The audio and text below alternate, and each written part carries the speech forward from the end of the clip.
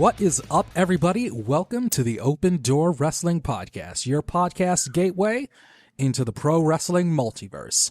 I'm DJM. This is our 4th episode, and I am joined by my co-host and tag team partner in the wrestling podcast space, the Subtle Doctor. What is up, Physician of Nuance? Hello, friends. Hello, DJM. Listen if you can. Subscribe if I let you. I'm holding up 4 fingers. This is the 4th episode. I feel obligated to do so. I'm not going to woo. Symbol of excellence. I'm not going to woo. I'm going to spare you all that. But we have, you asked what's up, we have a lot to get into. There is a lot of news. There's a lot of stuff going on. There's been a lot of good wrestling. There's been a lot of bad wrestling. And we are here to talk about it all. So I am rubbing my hands together, gleefully ready to dive in. Let's create some wrestling content and start off with the big news that we kind of talked about on our last episode where we did our stocks ups and downs, where we talked a little bit about the future of Ring of Honor, and we'll get into that a little bit later.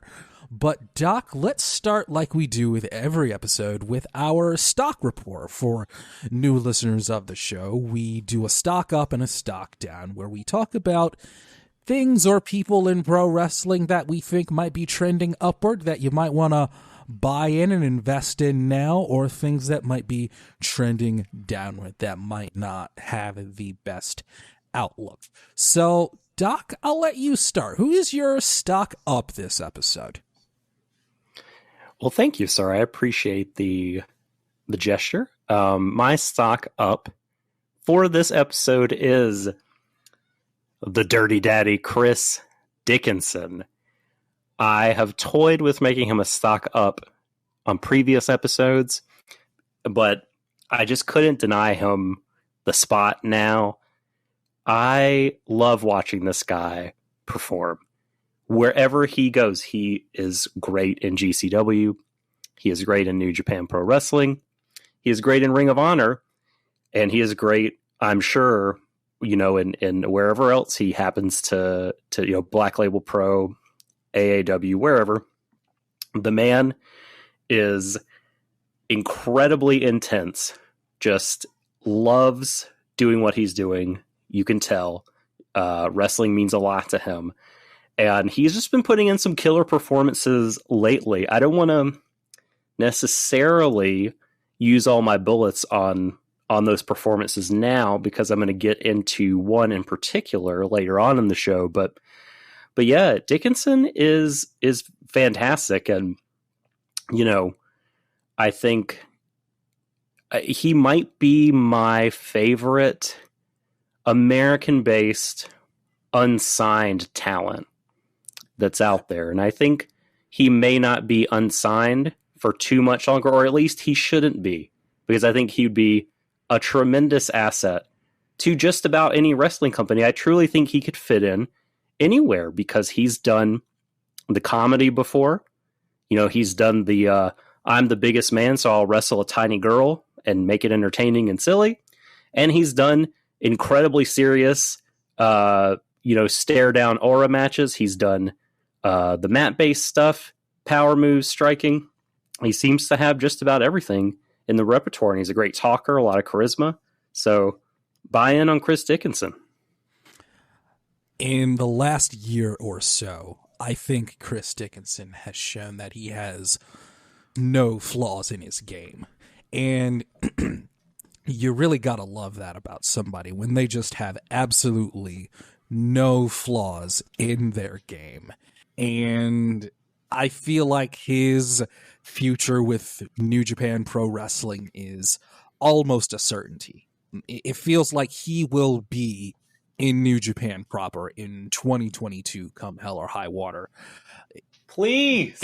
I feel like it's an inevitability. Even with the pandemic, they're going to find a way to get him over there. I think they have to at this point.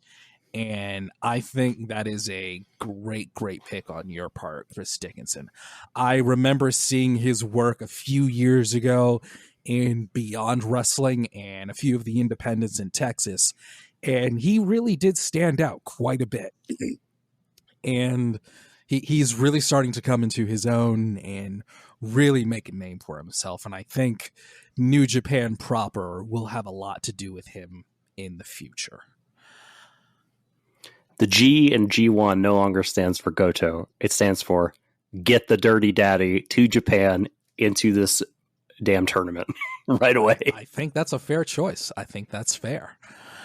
My stock up this episode is someone whose work I have enjoyed for a very, very long time. But he's always kind of been a little bit under the radar. He's what you might call an indie darling in his own way. But now, recently, he's gotten more attention in the mainstream wrestling scene, and I'm really happy to see it. It also doesn't help that he, like me, is also a Detroit native, and I love seeing anybody from Detroit, especially in the pro wrestling world, doing really well. And that, Doc, listeners, is Excalibur, play-by-play announcer for All Elite Wrestling. I think that it's really no secret that Excalibur is now the de facto lead voice of AEW. Yes, Jim Ross is there. Yes, Tony Schiavone is there. And originally when the Young Bucks appealed to Tony Khan and AEW to sign Excalibur, the story was that both Jim Ross and Tony Khan were a little bit skeptical. But over time, he's really become his own voice and really become the focal point of All Elite Wrestling. And I think that Excalibur, even coming from his time being the lead announcer for Pro Wrestling Guerrilla, he's adapted a few of his own trademark announcing calls the same way that Jim Ross had, the same way Tony Schiavone had in WCW.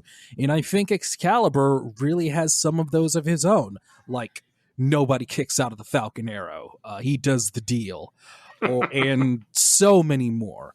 And I think that was really cemented with the most recent episode, the Halloween episode of AEW Dynamite, with the much talked about costumed 8-man tag team match between the Elite and the Dark Order, where the match culminated with Excalibur letting out one of the greatest wrestling calls in history, saying, "But then wait a second, who's the Stay Puft Marshmallow Man?" to an erupting crowd seeing the reveal. I'm not going to spoil that for the people who haven't watched Dynamite. It's fantastic. For me, that was right up there with Tony Schiavone and Bobby Heenan calling Hulk Hogan walking down to the ring at Bash at the Beach 96. It was right up there. It's right up there with Mankind getting thrown off the cell as God is my witness, he is broken in half. He's broken in half. It is right up there with Joey Styles calling RVD's 5-star frog splash and saying, "Nobody gets as high as Rob Van Dam." I'd never heard that before. Call from Excalibur. That's tremendous. That call from Excalibur, along with the Okada Zoom, and you've got to give the people what they want when the best friends hug. All of these things for me are further cementing my long-held belief that Excalibur is a great wrestling play-by-play man, and he will go down in history as one of the greats. Okay, before I talk about Excalibur, we cannot let Bobby the Brain Heenan off the hook for his terrible call when Hulk Hogan was walking down to the ring at Bash 96. Oh, you didn't like that? Because when he said, "But what side is he on?" Yeah, because that's like a huge spoiler. No one on God's green earth was thinking he's the third man. He's going to turn. Bobby Heenan, like every single person. Bobby Heenan. Every person. It would have been so much more shocking if the idea wasn't even in your brain. But Bobby Heenan, like if you're just like, hell yeah, Hulk Hogan's going to save us. Has always distrusted I Hogan. know. That is something that's carried been over there no matter what. I know. forever. And I he know. couldn't have broken character then. I guess you're right. I mean, you're 100% correct in terms of how Heenan has called Hogan over the years, but I just have always been I've been so annoyed when I go back and he's like, is he the third man? Like, no, Bobby, what are you doing? What are you doing? I understand what you're saying though, but this has always bothered me. No, that's fair. That's fair. Excalibur though. Excalibur is tremendous. I mean, I think first let me say, the commentary of AEW would fall apart without him. He is the straw that stirs the drink. He holds everything together. Now, is this because that's his designated role? And if Jim Ross were given that role, he would be more of the keep everybody on task? I don't know. Maybe. But whatever the case, Excalibur's doing it and doing it very well. And it sure seems like everyone else does their level best to get their own stuff in and get everyone off track and complain about the refs and on and on. But Excalibur just really has it together. I mean, he has to name all the moves, give everyone the backstory, billboard everything, talk about AEW ticks, shop all Elite Wrestling, and also just be the metronome, really keeping everything ticking over and moving forward. And if you go back and listen to early Dynamites, his style, you'll see that he's evolved a little bit. I think he's learned a lot from Jim Ross and Tony Schiavone and incorporated that stuff into his game. I think maybe he didn't take kayfabe as seriously as he does now. Things like the pay window, you know what I mean? That that stuff is okay, this is a real thing. We have to take, that kind of thing more seriously. I think he's adapted and done it really well. And I think he's the complete package. I think he's he gets a lot of crap from a lot of people in the wrestling media who are wrong about it. I mean, they're just, Lanza's wrong, Cornette's wrong. People are just wrong about this. I think he's great. He's tremendous. I love him. I don't agree that he's just a sort of gussied up Mike Tenay who knows all the moves and stuff. I think he's a great lead man, and I care about the stories and moves. So to me, it's important, and I'm glad it's spotlighted. So total agreement for me. All right, awesome. Now we move into the stock down. Doc, oh boy, I'm a little worried about how you're gonna feel about my stock down, but you tell me yours first. Okay. David, my stock down is Impact Wrestling. Yeah. Impact Wrestling. Stock down. Not one I'm actually in love with either.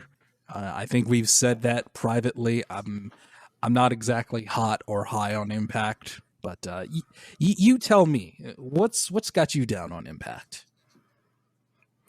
Well, for whatever reason, DJM, I have continued to watch this show over the past few years. And sometimes I don't know why, but sometimes it's pretty fun and good, and there are good things there. But Bound for Glory was this past weekend. If you're listening to this, it will have been the weekend before this past weekend. But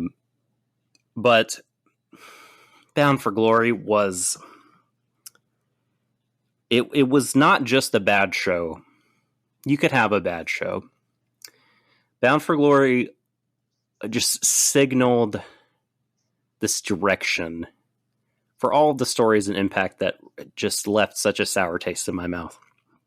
Really questionable booking decisions, relying on some tropes from the last couple decades that I think are incredibly tired. And I mean, I just don't get it. Okay, here's a way to sum this up. Let's take a look at 3 of their titles that have changed hands at Bound for Glory. The Knockouts Tag Team Championships, held by Decay, who, you know, I'm not in love with Decay.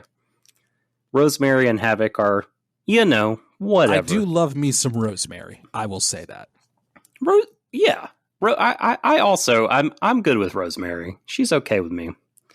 But you know who's worse than meh? They're Jessica okay. Havoc.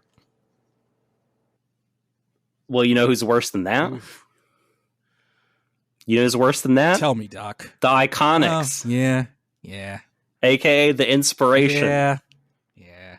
Who waltzed in to Bound for Glory in the most TNA style. People that have just been cut from the Fed stroll up in to your company and take your belts. They beat Decay, and they looked terrible. Just awful. Sins of TNA wrestling past. I don't know. If you asked me maybe like a year and a half ago, I would have said the Impact Women's Division is not too bad. Yeah. But it's kind of been, I think, slowly revealed to me that it might be pretty bad. And it's getting worse because they're bringing in and belting up these two who I think, in terms of in-ring, have absolutely nothing to offer this promotion. There are people that enjoy their characters, people that enjoy hot ladies being on their TV, and hey, you do you. But for me, these are not people that should be featured wrestlers. These are not people who should be champions. And this was a really bad way to start off this pay-per-view. I have been told for years that Cassie Lee is a really good wrestler. And I've never seen it. I have seen a good amount of Jessica McKay's wrestling career, including her brief time in Shimmer.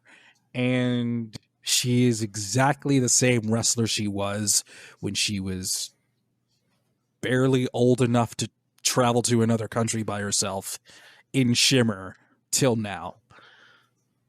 I will admit that I enjoy their characters and personalities because they're kooky and wacky, and I like kooky and wacky to a certain degree. But everything you're saying, Doc, is 100% right. Like I said a second ago, this feels like the sins of TNA past, where someone from the Stanford Supermax, as Don Callis would call it, would immediately jump to this promotion and automatically show how they are automatically better than everybody else on the roster because they came from the other place. Which brings me to another problem that Impact Wrestling had in the year 2021, and that was Kenny Omega.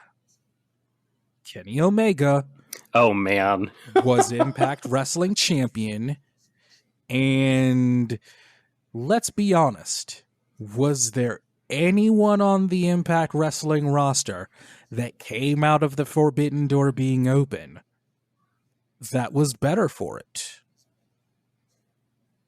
Who did Kenny Omega lose the title to? He lost the title to another AEW contracted wrestler in Christian Cage, who ended up losing the title to Josh Alexander and immediately lost it to Moose. You're stealing my thunder. This is but go ahead.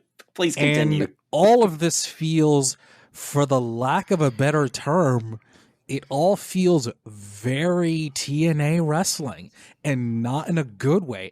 And I've said for years that Scott D'Amore is a really underrated booker, because for a lot of the really good stuff during the TNA years of the 2000s, a lot of that was Scott D'Amore and Jeff Jarrett. That was a lot of that.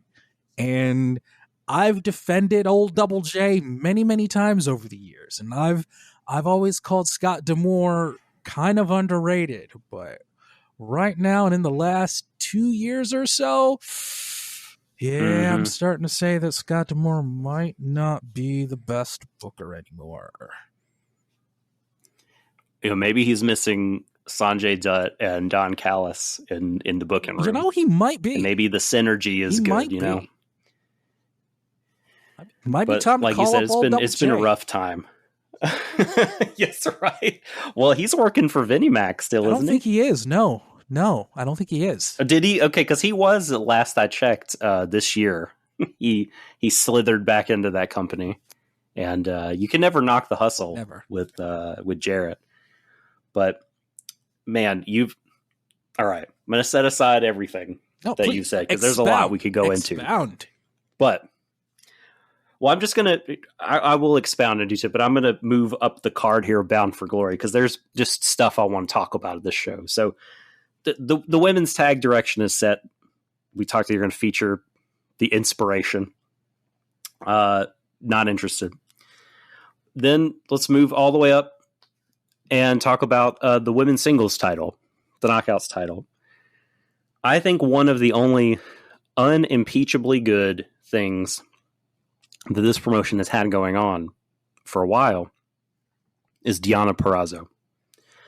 I think, she is a person who, she's like the good version of someone who steps out of the Stanford Supermax, comes into the company, and wins the belt. But the way that they did that first feud with Jordynne Grace, and there were a number of matches in it, it was awesome. The matches were great. The build-up was great. They did like a worked shoot thing on Busted Open, which was like, normally I'm not like a fan of that kind of thing, but it was fun at the time. And Deonna won the title, and she's just had a tremendous, tremendous reign. I think in ring, she's been just the best person in that company, the best woman. And character-wise, I think she's just been amazing. She's like this she's the virtuosa. She's almost like the Met Gala personified. Like, she wears really big robes and big hats and like names her moves things like the Venus de Milo. And, she's very much like, my wrestling is like classical art, and I am better than all of you. I'm more cultured than ever. And she's got Drama King Matt now, the former Aiden English, in her corner, who very much emanates that vibe and increases that vibe. And so she's been great. Her reign was briefly interrupted when Su Yung. So Kylie Ray, I think, was supposed to win the Knockouts title from her a year or so ago, but that was the show that Kylie Ray kind of ghosted Impact. And so they did an impromptu match between Su Yung and Deonna lost, but then Deonna won it right back like weeks later. So that was a weird thing to interrupt the reign, but I mean, what are you going to do? But she's had it for a while, and how do you feel about Mickie James, David? I'm very positive on Mickie James. I've always been very high on her, and maybe it's just because I think she's pretty. That might just be it. But she's always been, at worst, solid in the ring. I don't know. I haven't been watching a ton of Impact. Would you say Father Time is catching up on Mickie James, would you say? I mean, maybe. I'm not really familiar with her kind of priors. Well, she was always, at least on WWE standards, she was always very top tier in the ring. Again, she's not younger anymore. So I imagine that's probably a factor. She's been in the ring and on the roads for now 20 years plus. She's a 20-year vet. Her first real prominence was in early Ring of Honor as Alexis Lurie. So think about how long she's been wrestling. That's even before Ohio Valley Wrestling. So make of that what you will. So maybe just me personally, I'd give her a pass. I think that as being kind of a elder statesman of women's wrestling right now, I think Mickie James is a good placeholder. I think that's a good spot for her. And I get the impression that's what Impact is using her for, as kind of a gatekeeper. And I don't know, I believe she did just win the Knockouts title. And yes. maybe that's kind of a chance for Deonna Purrazzo to get a little bit of a refresh. Maybe there are some fresh feuds that are due with Impact, because Purrazzo did hold the Knockouts title for a while. And sometimes a change of scenery, fresh coat of paint, new champion, freshen things up, that's not always a bad thing. And maybe that's the case. And Mickie James is solid to good and will work with just about anybody, and it'll be really good. And of course, given who she's married to, that opens the forbidden door and can bring in talent from the NWA with Empower. So I'm looking at all of this and I say, if they're gonna at least temporarily center the women's division around Mickie James, it's okay. That's fine. Would I rather it be Su Yung or Susan or Susie? Me personally, yeah, that's what I would do. Oh, no. Me personally. No. Oh, you don't like you don't like Su Yung? The incarnation of Su Yung in 2021 is creaky, movement wise in the ring. Okay.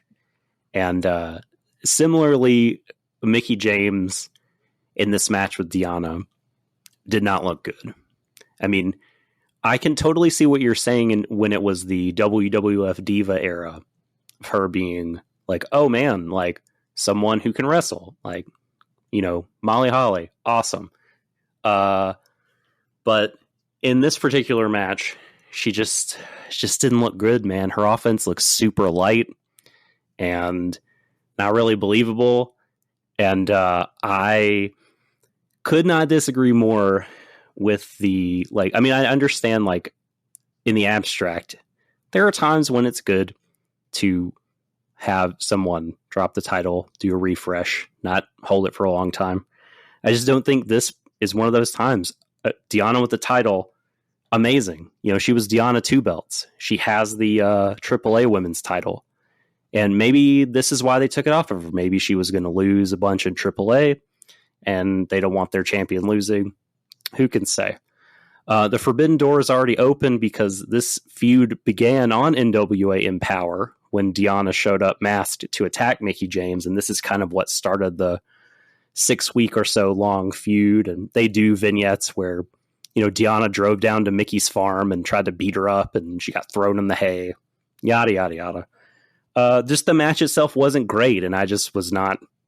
It did not leave me enthused about the division. It did not make me want to see more Mickie James matches and have her defend the title. I was just sad that the person that I thought, like, okay, here's something that I can look forward to on every Impact pay-per-view or Impact special. You know, her defending the women's title, wrestling a good match, cutting a fun promo, being a jerk. And now that's just gone. From Impact, I don't get it. Speaking of things from Impact that are gone, that I used to really enjoy that are gone, they canceled Swingers Palace. They ended Swingers Palace. Oh no. Oh, that's sad. Yeah, I liked that segment too. Swingers Palace was just this ridiculous, bizarre weekly segment where Johnny Swinger and his Swingerellas would have wrestlers at their poker table with Johnny Bravo dealing cards for listeners. And it was the most bizarre thing that Impact had done since Wrestle House. And it was so goofy, and it just worked so well because Johnny Swinger is such a character, and it all worked so well. And they canceled Swinger's Palace, so that's Maybe it was another a thing. knock against Impact these days. I know. Maybe they, for whatever reason, were only going to do it from Nashville because they've very recently started moved their tapings. So since they've come back from the pandemic, they've been doing all their tapings at Skyway Studios in Nashville, and they recently moved into Vegas for Bound for Glory and all these TV tapings. So I don't know, maybe it's a thing that they were only doing in Nashville. Shrug. I don't know. I don't know. I could not tell you why that they ceased Swingers Palace, but yeah, it's another knock against this promotion. And I know I'm taking a long time, so I'll just really briefly get to the final part of this Impact Wrestling Stock Down. The world title. What they've done with it here, I think sucked super bad. I'm someone who is completely okay with putting it on Kenny. And, I would hear arguments for people questioning the Rich Swann and Moose matches with Omega and kind of what they did for those guys if they were helpful for them. Kenny did pop ratings for Impact, especially early on. So I think the decision was good. I think from the point of view of All Elite Wrestling, moving the title to Christian was good to heat up the Christian Omega match at the previous pay-per-view. And if you're Impact, I don't think it's the worst thing ever to belt up Christian. I know he's a contracted, as you said, AEW guy, but he's like an Impact legend. So him coming home with the title, I think for long-time fans of Impact and TNA, it feels good. At least this is, for me, from the outside looking in, it's sort of like the return of Christopher Daniels. He's an AEW guy, but he's an Impact guy and means so much to that company that, it must feel kind of good, right? But I loved the Alexander feud. I mean, I love Josh Alexander. He's one of my absolute favorites, pod favorite, Josh Alexander. Really good match with Christian. He's been having a hell of a year, and he gets his crowning moment. And then, of course, Moose immediately cashes in and beats him in front of his wife and kid. And this was terrible. Money in the Bank's cash-ins, where all you need is a referee for your world title. I think that it just needs to go away. It needs to go away because it does no one any favors. It doesn't do Alexander, to me, any favors. It doesn't help Moose. I love Moose. I'm a huge Moose proponent. I think he's great. I think him winning the world title this way, I mean, I'd rather see him work his way up, challenge the champ, and just beat him. And I'd be into that. Not into this. I don't care. I could see you making the case. I know you like Heat, and I could see you making the case for this angle. No, I didn't like it. But you don't watch Impact. I didn't like it. For me, someone who is watching Impact and hasn't, I don't want to watch anymore because I just hate this. I think it's just a total kind of pull the rug out from under the fans, not give them what they want, kick the can down the road in a really bad way. I think this was the time to crown Alexander. I understand exactly how you feel because it reminds me of when Daniel Bryan, I believe, in the match that eventually led up to WrestleMania 30, Daniel Bryan beat John Cena super clean in the middle of the ring to be WWE champion, and then Randy Orton cashed in on him immediately. Yes. I understand exactly how you feel. And one other thing about Bound for Glory, and this was one of those bizarre TNA wrestling things that only happens with this promotion. The Battle Royal that they had, the Collier Shot Battle Royal, During this, I was watching Twitter as it was going on, and I will admit at the time I had been a little bit under the influence. I had some Saturday evening libations at the time. And okay. When I saw someone come out for this battle royal, I swear all I could say is it hit me in such a way that I don't think I could handle it. Of course, I'm talking about the legendary Kiss Demon, Dale Torborg. Yep. I swear. You DM'd me, Doc, and I didn't know what you were talking about. Doc, when I saw this, I was as legal in Michigan as a kite when it happened. And I swear I couldn't handle it. I could not handle it. And the next morning, I saw a few people across wrestling Twitter just asking the same question that I had. And did that really happen? And people were saying on Twitter, like, wait, y'all were serious about the Kiss Demon showing up? And yes, that really did happen. And again, that is another example of just one of those weird TNA wrestling things. And there was a lot of that on this show, wasn't there? Former White Sox pitching coach Dale Torborg. Strength and conditioning coach as well. That's real. Yes. I had heard that they wanted to do more. You know, I heard that they were really trying to get Strowman and Wyatt for this show. And could you imagine if instead of Moose, it was the former Bray Wyatt to win the Battle Royal, and then just Sister Abigail, Josh Alexander, laugh in his wife's face and spider walk toward us? Like, I'd have just thrown the remote through the television. Honestly, that would be my option for Heat. That's what I would have done. Ugh. Ugh. No, thank you. Oh, I gotta unplug from the Impact for a few months. Yeah. This is just stock down, basement, penny stock now. No, it's sell. Getting a hard pass for me for a while. Sell. Yeah. All right. My stock down. And this hurts because it's someone that I love dearly. Kind of this theme of both of my stocks is guys that I've loved for a long, long time. And I feel like he is an awesome pro wrestler who has had an awesome 2021. But I'm worried now more than ever that at the end of 2021 and going to 2022, he's going to get lost in the shuffle.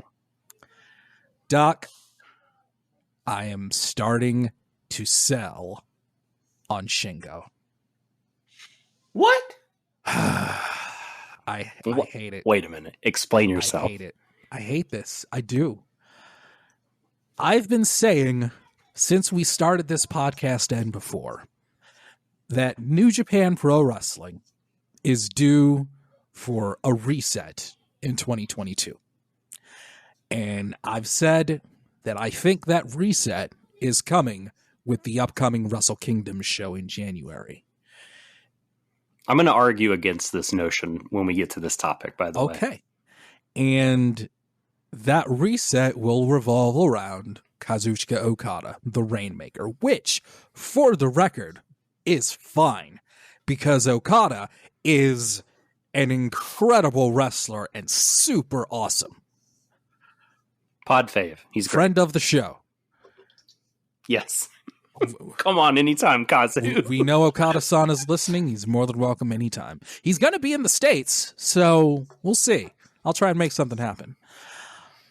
But the thing about Shingo is I am worried that going into 2022, I see Kazuchika Okada, I see Will Ospreay, I see Jay White, and I see Kota Ibushi and even Tetsuya Naito returning from their injuries.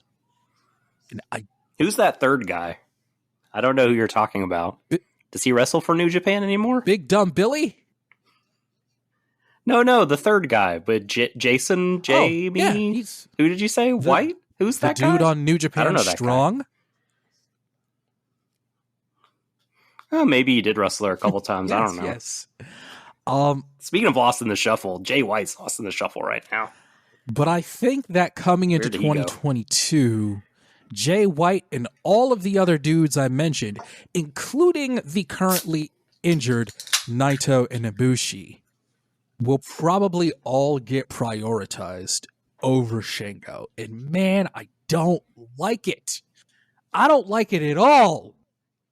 But I see the New Japan Pro Wrestling hard reset coming, and I think that New Japan will reset around their guys. And that's Okada, that's Ospreay, that's Jay White, and that's Naito. And that will also be Ibushi. And I don't know how that works out for Shingo. And I don't like it. A very interesting opinion. I know it comes from a place of loving Shingo. The stock down. So, I'll save my arguments against the reset for later in the show. But let's, for the sake of argument, say that does happen. And 2022 is the year of Big Dumb Bill. And Shingo is kind of not really featured in the world title scene. Would you listen to the argument that said he's had 2021, he will have had the belt for over half the year. Another part of the year he was never champ. He's been in a ton of main events. He's been featured and kind of carried the company in a lot of ways, and that it is okay when the new year comes and the new guys come back to cycle down seems a strong word, but just, have him play musical chairs with Ospreay and switch spots for a bit. I would say yes, if it were not for this entire silly situation with all 7 different versions of the IWGP Championship belt. I don't know where this is going to go, but Will Ospreay has a belt, Okada has a belt, Shingo has a belt, and it feels like all of this is pointing to the belts eventually being unified into in 12 years it's going to be like the J Crown. You can have like someone walking out with 14 titles. And everything about this points to Okada. And I feel like if they do that, it would kind of wipe Shingo's 2021 off of the records. And I'm just not okay with that. I guess I don't quite follow that logic. I mean, I think you just can't erase his 2021. I mean, maybe it just sort of eats away at your soul that the other top guys don't recognize him and they're doing, the gimmick of like, I'm the real champ. And like the company is not, everyone in the company is not saying you're number one. It bugs you might think that this comes from Gato's mind and that you think the booker in his mind is booking this because he doesn't really believe Shingo's a top guy. And it bugs me. It bugs me so much. Okay. That's fair. I can get into this mindset and see where you're coming from. I don't think that's what he thinks, but I get it. Shingo has shown himself to be a top heavyweight main event guy in 2 major Japanese wrestling promotions, Dragon Gate and now New Japan. I don't know what else you want. That's kind of how I see it. Mm-hmm. Well, of all those... Well, no. How old is Ibushi? Ibushi's like 38, 39. Okay. So Shingo's younger than him. Like him, Naito, and Ibushi are all around the same age. Mm-hmm. Yeah. that's true. So they're all. I was going to say Okada and Will are younger. Yeah. So if you were making the case for youth, but yeah, that cluster of guys is all kind of the same age. So I don't know. I get where you're coming from. I would not. I'm going to hold my Shingo stock though, because to me, and you have more experience with this promotion. You know the mind of Gato and Jado, to be fair, and Dick Togo better than myself. I don't know shit about Dick Togo. If I were okay, well, if I was in Gato's shoes, if I was under Gato's plethora of hats,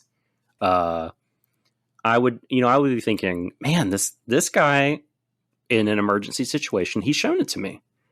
And so I have to, now he is at the top of the card. If Evil is at the top of the card, if we're supposed to think of him as a leader of a faction and a main event guy, then surely, the fans now believe in Shingo, and he's got the title and he's held it and he's defended it. And, surely I've got to now kind of keep him in and around this scene. It would be silly if he just pretended it didn't happen. So, but we'll see. I hope that's not the case. Same. I hope I'm wrong. I hope me selling my Shingo stock gets some people alarmed and they turn the ship around. All right. Come on, Gato. We've covered our stocks. Let's jump into the news. Now, on the last episode, Doc, my stock down, I believe, was Ring of Honor. And, well, I hope... Why did you do it? I hope... It's your fault. I hope I'm not called in for insider trading. Because, man, did I call that or did I call that? Boy, you got out while the getting was good. So, yeah, the news is that Ring of Honor released an announcement that they will be suspending operations after Final Battle. And news got out later that they will be releasing all of their performers and allowing them to take bookings elsewhere. And they will hope to continue in spring of 2022 with Supercard of Honor. And yeah, here I had been talking about how hopeful I am that Ring of Honor will find a direction in 2022 to celebrate their 20th anniversary, 20 years of Ring of Honor. And yeah, they seem to be shutting things down for a bit. Sinclair Broadcasting has decided that Ring of Honor has gone over their budget for far too long. They were paying wrestlers throughout the pandemic, even when they weren't wrestling. And yeah, here we are. ROH is about to go dark. To quote the troll, feels bad, man. It hurts. It sucks. I've loved and followed Ring of Honor for the better part of 2 decades. And I would not be here on this podcast talking about pro wrestling without Ring of Honor. And everything they influenced, everything they made, everything they were a part of. And this sucks, man. This sucks. I hope that this is temporary. That's all I can say. Mm-hmm. So the company is not folding. We should be clear. They are not. They have not said that they are shuttering. We've got the hiatus until the spring. And they're releasing everyone in the new year. And I think that they are paying people up through like March or April. But, after that, I think we can assume Ring of Honor will still exist in some form. Now, there are a lot of people, PW Insider included, saying the Ring of Honor that you knew is dead. Do you agree with that statement? 100%. The Ring of Honor that has been around in the last 4 or 5 years is likely no more. Okay. Okay. So that's an interesting way to caveat it.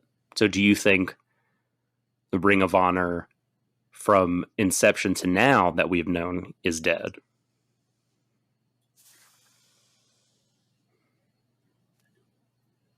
I'm going to say no. Because I think that until we hear something from Sinclair Broadcasting saying that they are absolutely done with Ring of Honor, like they're selling off the company or shutting it down and saying all Ring of Honor operations are finished and done and over, or God forbid the tape library gets sold and the licenses get sold, God forbid. I've heard there have been conflicting reports that it's for sale. Right. Alvarez says it's not for sale. Until we get some kind of word on that, I think Ring of Honor is still alive. I think it's a little early to declare Ring of Honor completely dead, but for me, the Ring of Honor that existed, say, from when Kevin Steen and El Generico left, which is around 2013 to 2014, up until now, that is gone. That is gone. But potentially, the Ring of Honor that existed from 2002 up until that point, there's that possibility that that Ring of Honor, the Ring of Honor that was known as the Super Indie, could come back. And if that's the direction that Ring of Honor will go in the future, in many ways kind of going back to its bread and butter, I suppose nothing is impossible there. This is the flip side of being owned by a big corporation. You know, when things are good for that big corporation, and or when things are good for the wrestling business, particularly, you know, your company, it's great. You know, you got a safety net, you got a big budget, you got support, you got TV. But when things are going bad for the big corp, almost regardless of what you do as a wrestling company, and certainly if you're not doing well as a wrestling company, that big corporation, someone who knows nothing about wrestling, who doesn't follow the business, who is not interested in if you think you can grow or what sort of circumstances are behind this, you just come and slash you. And, you know, I think this is what's happened. I think it's important for us to say, and I'll say this and I'll see if you agree with it. This is not Ring of Honor's fault. This is the fault of the pandemic. Like so many American businesses and businesses around the world, the pandemic has done this. I was going to say killed Ring of Honor, but it's not dead. But has seriously wounded ROH. You know, because pre-pandemic, they were still getting budget from Sinclair to throw six figures at guys like Roosh, Bandito, Cobb, etc., PCO, whoever you want to, Danhausen. I don't know how much Danhausen was making, but guys like those Brody King, you know, guys like that.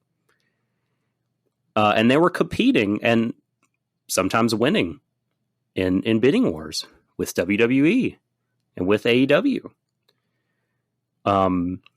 But like you said, they paid people for, I'd say 9 months and went dark and did no shows and made no money. But they did the right thing and paid everyone what they were meant to pay them. And also during that time, Sinclair made this huge investment in the regional sports networks. Like they bought up all those RSNs and created. I think it's called Bally Sports. Yes. Like if you have NBA League Pass and you see the Bally logo, that's Sinclair. I think that was like almost $100 billion with a B dollar deal, and they borrowed $80 billion of that to make that purchase. And from what I hear, that's turned out to be maybe not the greatest investment.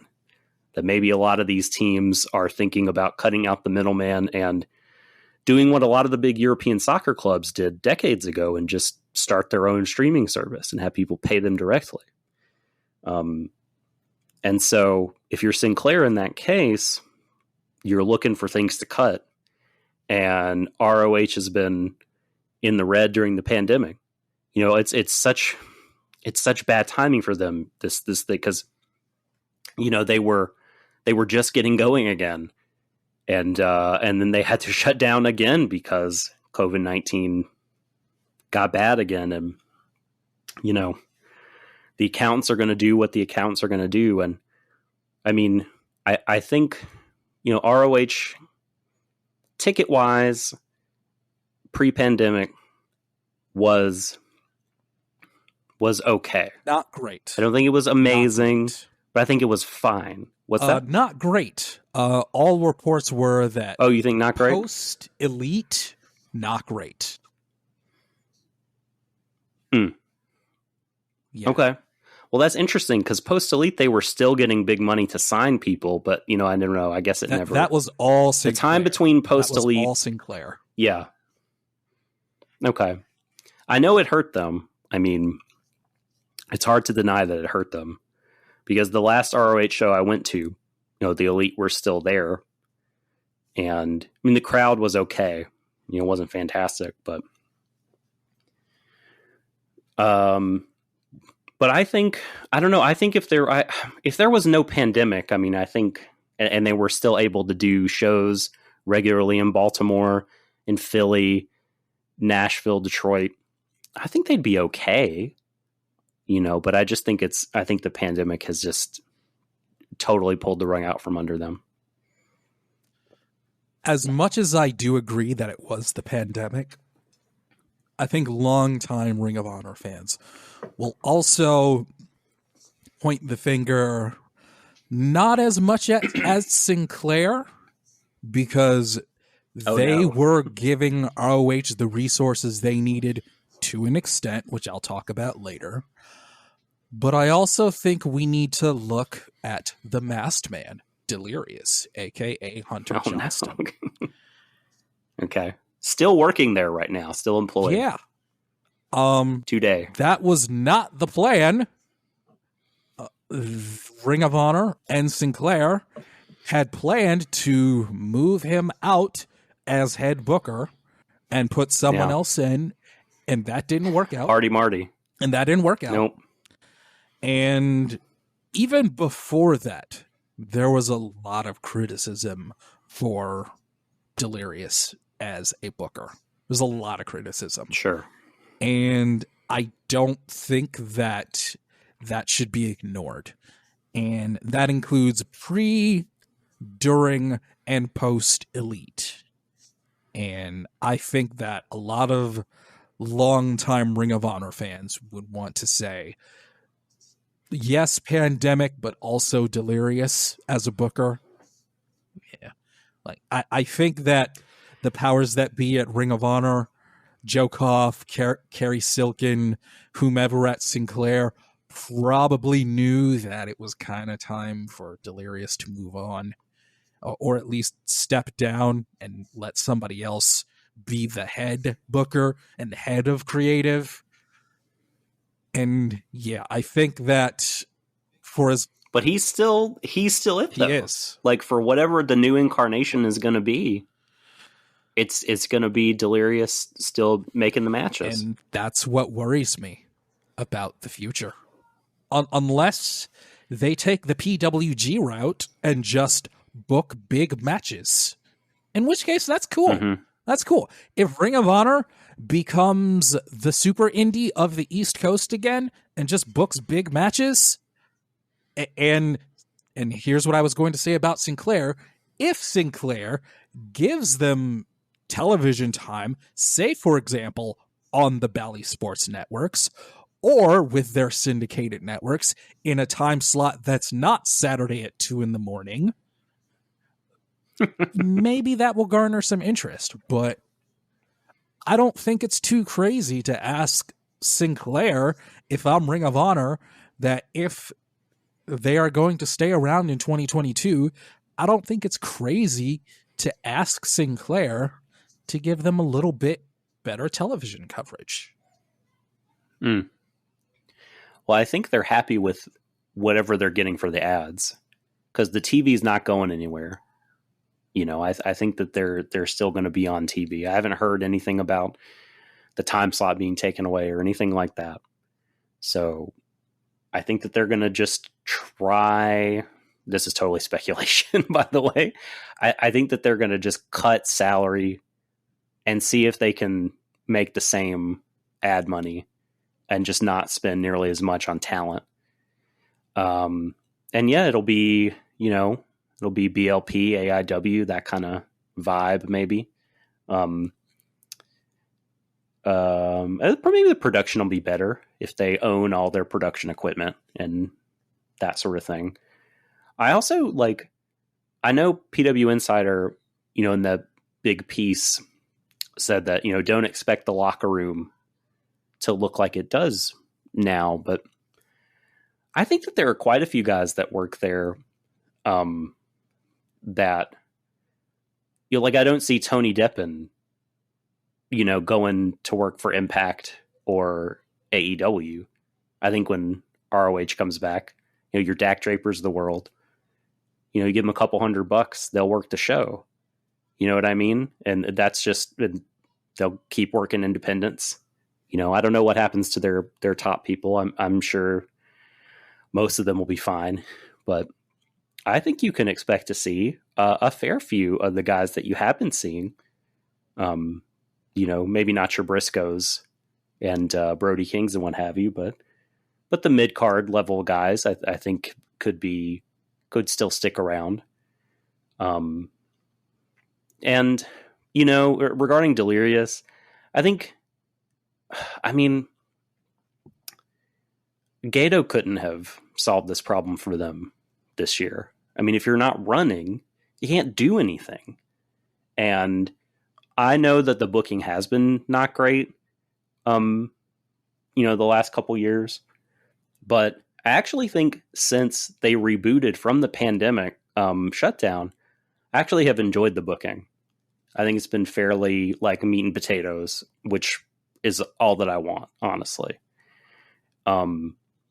So I don't know. I don't know how much I blame the booking. I'm still very much like, you know, maybe long term, you know, I don't know. I don't know if it would have come to this. This was just such a blow for them, but it's terrible. You know, I hate it. I hate that such a fixture in the world of pro wrestling has to kind of endure this. And, you know, as much as we're talking about it being a big indie, I don't think that there's zero chance that it just doesn't go away. You know, I mean, maybe things are even worse for Sinclair come April. You know, who can say? WCW went on hiatus, remember? They didn't come back. This is why I'm so upset about it, because like you, I loved WCW and I loved Ring of Honor with all of my heart for many, many years. And watching Rampage on Friday, it opened up with so much. It opened up with Bryan Danielson versus Eddie Kingston. And then it went into Matt Sydal versus Dante Martin. And then it went to CM Punk, who looks to be starting a feud with Eddie Kingston. And just look at how much Ring of Honor influence is across all of the major promotions right now. There's so much Ring of Honor influence, and I hope there's more. I hope there's more. Let's keep it high let's continue on another high note. Okay. And talk about New Japan Pro Wrestling, Doc. Oh my God. New Japan Pro Wrestling. So I talked about my stock down, how I don't like what's happening with New Japan right now. Doc, you tell me what's going on with New Japan. Okay. Whew, boy, wrestling. It's there's a lot of wrestling that's a bit of a dumpster fire right now. TJ, it never ends. New Japan's not in a good way right now. So they're on the Power Struggle tour at the moment, but they have just come off of, probably their like second biggest kind of event of the year, the G1 final, the G1 tour. Very prestigious. A lot of people that don't pay attention to New Japan during like the spring or whatever, they tune in for the G1. So a lot of extra eyes on the company.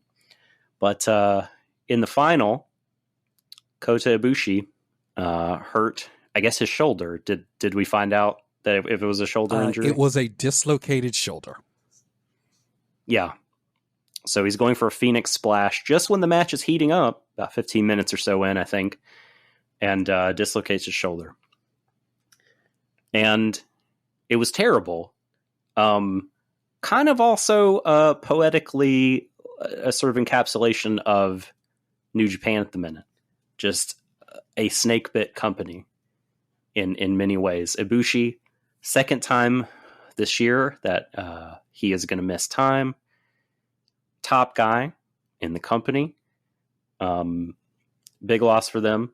This is happening in a tour, the start of which they lost another huge star, Tetsuya Naito, with a knee injury he sustained in a match. His first G1 match against Zack Sabre Jr. Do we know how long he's supposed to miss time? I have not gotten the report on Tetsuya Naito, but the word is that it was an ACL and a meniscus injury, so it could be an extended amount of time. Two of their, like, would you say 5 biggest names? Absolutely. Just gone. And that's tough, but not insurmountable on its own, because New Japan is great at having a bench full of guys and saying next man up and being able to heat a guy up and move him into a top spot. Unfortunately, injuries aren't the only issue at the moment, and they're not the only reason New Japan is a mess. The booking room has been hijacked by aliens or a rogue algorithm, because you have alluded to this earlier. The old IWGP Version 4 heavyweight championship belt is back. Kazuchika Okada went into the lab and emerged with this banger of an idea that instead of a briefcase to represent his G1 victory, he wanted to carry on the old title and defend that title for reasons that have to do with Ibushi, but honestly, I'm not 100% clear on why. If this is allowed, I want Hiroyoshi Tenzan to have the version 3 IWGP title, the Lion title, the Golden Lions title. I don't know what that title looks like. I'll have to Google. I'll let you have a look at that one later, but it's great. It's a beautiful King of Sport Lion New Japan title. And there are 3, as we talked about or in the earlier episodes of the show, 3 Wrestle Kingdoms happening. 2 Tokyo Dome, 1. I'm actually not sure of the venue. Is it the Ota Ward Gymnasium? Yes. I'm not sure, but some other event in Tokyo, or venue rather in Tokyo. And, we can assume that they're going to have some cockamamie tournament for, the purpose of unifying these 3 titles. And it just keeps ballooning. They can't stop themselves. I mean, back when they first did the double gold dash a couple years ago, I thought this is a cool one-time thing. We're gonna have two Tokyo Domes, because at the time New Japan was king shit of the world, making money hand over fist, selling places out. Everything is roses and cotton candy, and we're thinking, how can Tetsuya Naito emerge victorious from this scenario and do so in a way that would satisfy his longtime fans, to give him something over Kazuchika Okada. And the solution was he would become the first ever double champion. No one could take that away from him. Well, this double gold dash thing has just continued and grown, and they haven't been able to stop themselves from doing it. And it is devaluing the G1, devaluing Wrestle Kingdom. Okada is just constantly in a lab coming up with weird ideas for new championship. He came up with the KOPW bullshit, and now he's abandoned it. It's his bastard child that he's left with Toru Yano. And, now he's got this weird thing with the IWGP V4 belt. And honestly, they should stop letting him come. Maybe it's just Dick Togo and he's pinning his ideas on Okada. I don't know. But whoever's responsible for this needs to just be kicked to the curb, because this is all bad. And I don't like any of it.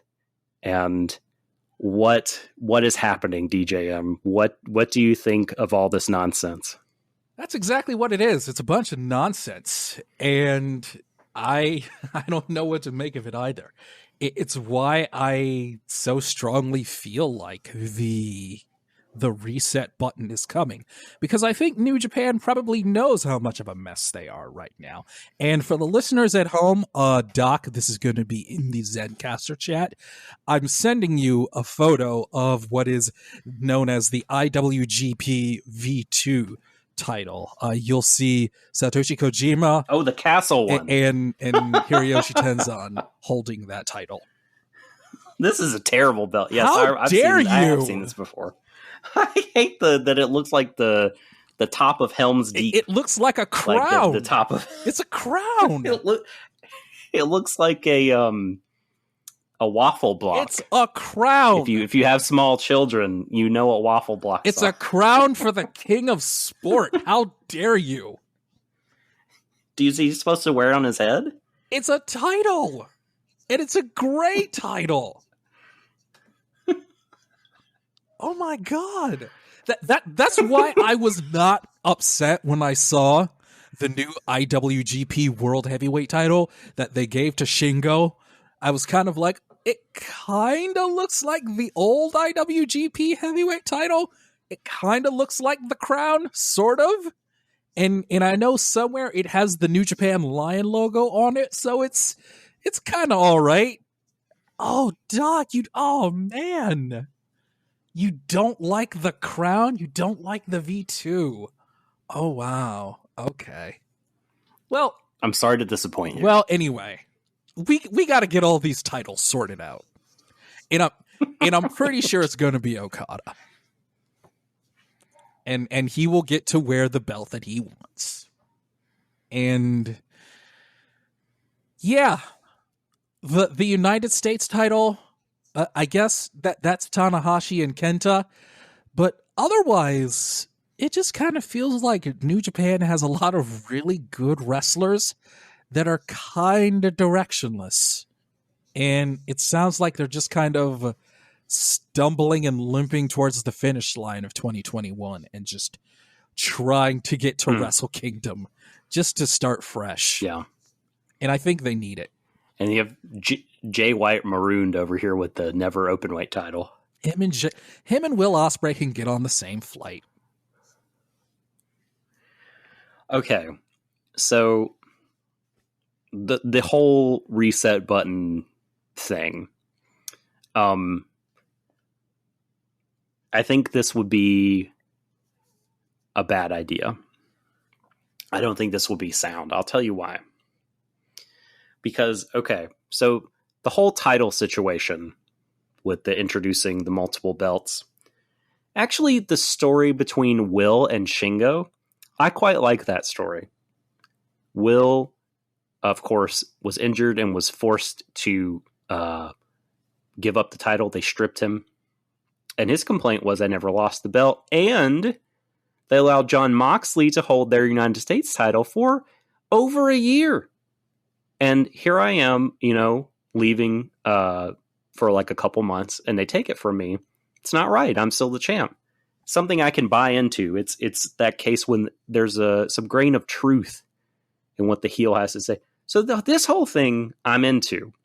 And I'm into seeing those two clash again. And it's the whole Okada business that just feels this other title that feels wonky to me. But so the core of my point, though, why I'm against the reset is this.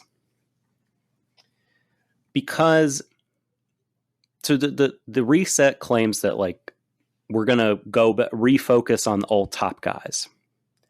Because presumably what you've been doing with the current set of newer guys hasn't been working. And I think that is impossible to know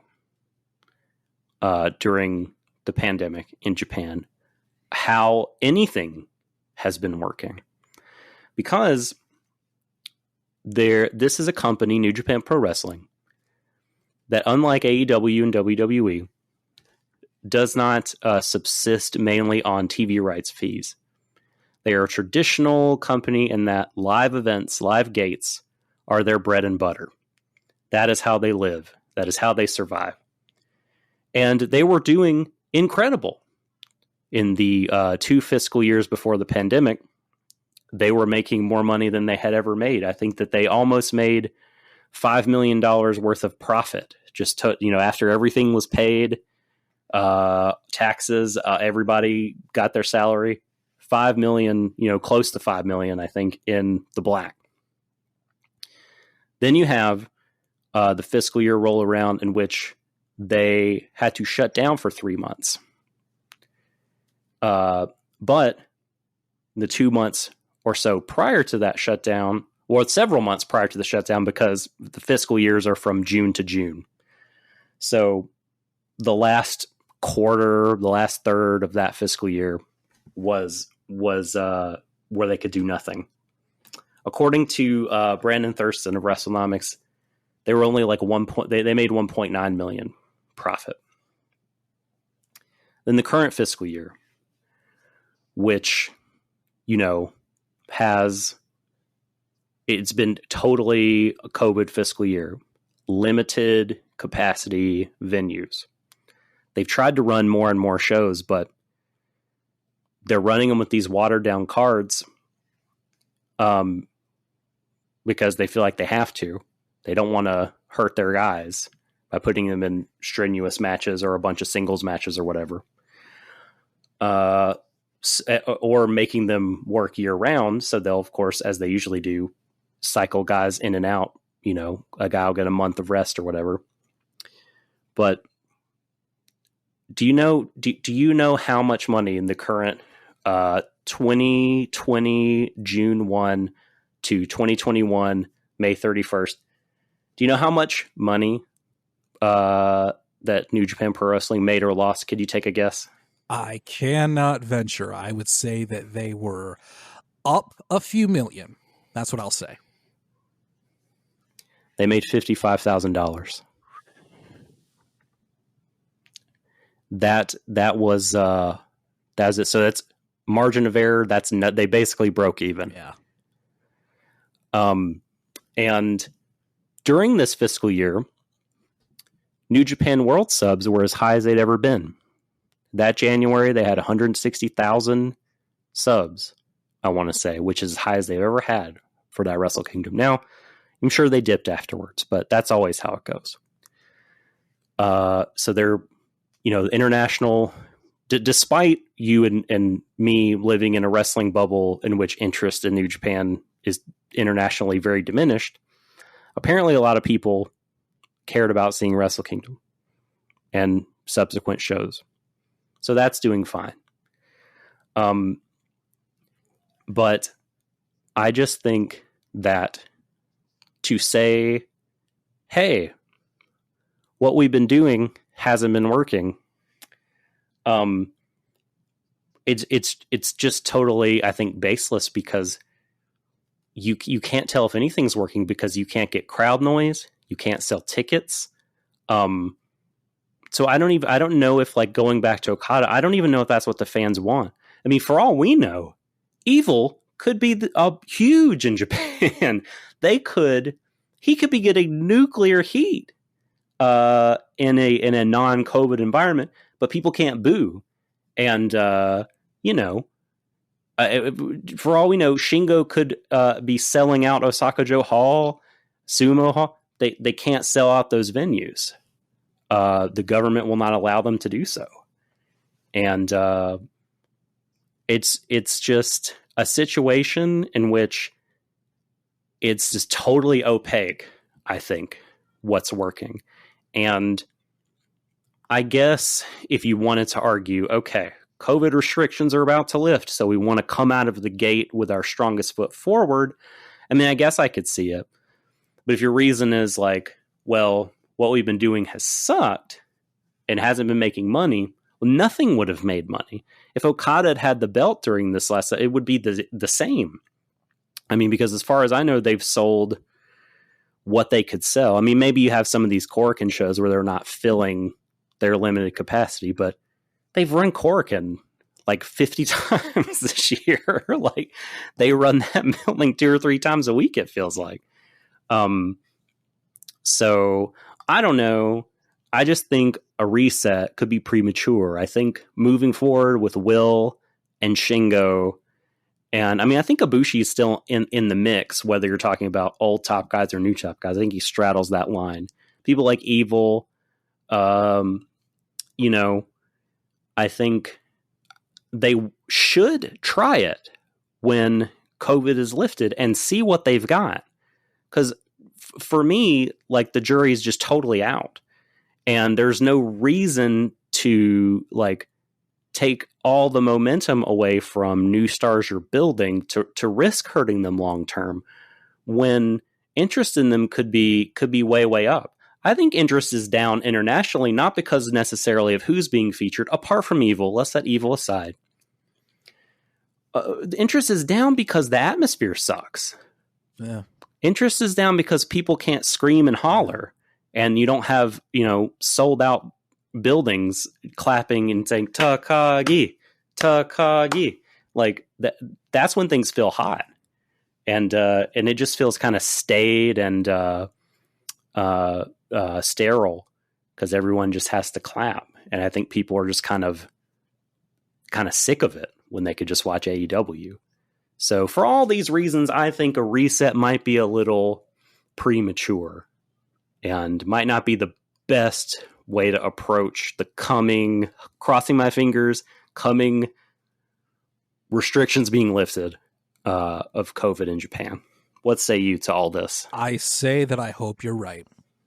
I hope you're right. And I hope that all of these guys don't kind of get tossed aside just for the safe choice in New Japan. Because I think you've got so much talent at the top that you could work with any of them as champion and it would all do well. Let's move on to a listener question that we got. A listener question from Greg. Greg loves graphics at GrayJB444. Thank you, Greg, for listening. Thanks for your question. He asks us, thank you. I got a question for you guys. Rumors have been that AEW and Impact are ending their partnership. If you guys had to trade 5 AEW guys for 5 Impact guys, who would you trade? The only rule, Greg says, is that they have to be in a similar position on the card. So 4 main or 4 mid, 4 main eventers, 4 mid-carders. Doc, I'm going to take a minute to think about this one. I'm going to think on this one, and I will let you go first. Okay. Thank you so much for sending this in, Greg. This was a lot of fun to do. So I have my 5 swaps, and I'll tell you my philosophy behind my swaps. In the main, what I was thinking DJM was that I wanted to shift from Impact some younger guys or guys that I think, and gals, that I think could benefit from national TV exposure on a big stage and could flourish and could long-term maybe build to something special, or at least bigger and better than they are now. And from the other side, from AEW, I was thinking about sending over guys that would raise the floor on Impact, because the floor is pretty low. I was thinking about people that maybe had a bit of a profile, that had been in the promotion before, that you could stick on a card and the card would feel sexier. There would be more name value. Or in case, in cases in which this is not so, I was thinking who would fit in the Impact milieu, the tone of the promotion, the rules, and the wonky, weird universe of darkness shenanigans that they have going on. Okay, so that was, broadly speaking, my philosophy and thinking about this. Here are my swaps. So, number 1, I would send Abaddon from AEW to Impact for the Hossette Jordan Grace. Okay. Abaddon totally fits with Impact. They have, the decays and the Su Yung Undead Brides. They have all of this already. So she, the fans are into that.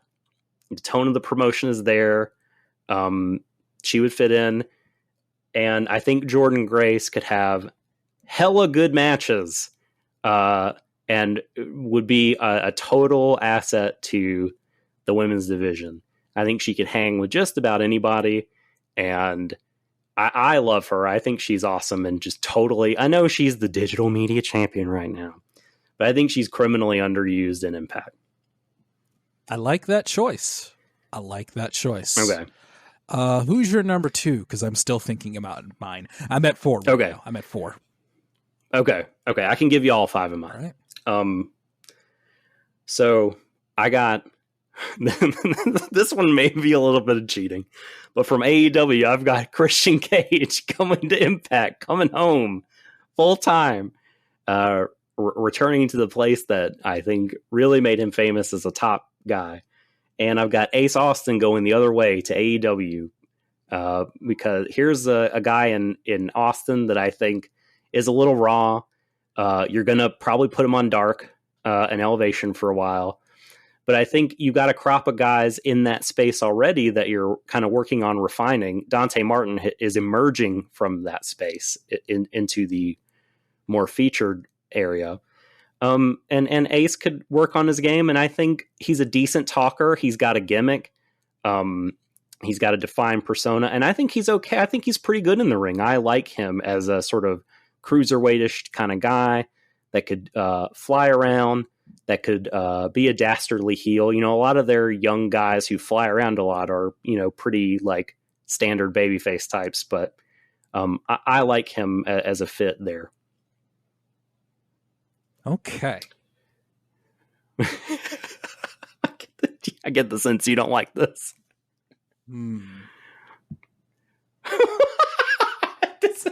Okay. Should I just continue? Keep going. Or do you want to comment? Keep going. Okay. All right. Okay. You're not going to like this one. keep it coming. Okay.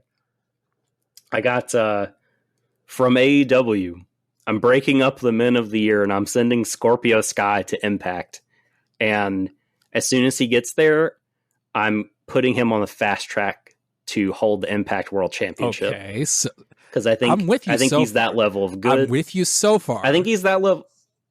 Yeah, I think in the big pond of AEW, for whatever reason, his pushes have kept on stalling, and he's not ascended to the level that you and I think that he's capable of. So I'm putting him in the smaller pond of Impact, and I'm saying, go beat Christian, beat Josh Alexander, beat Moose, win that title, be the top guy, beat Rich Swann. There's some good matches there he could have.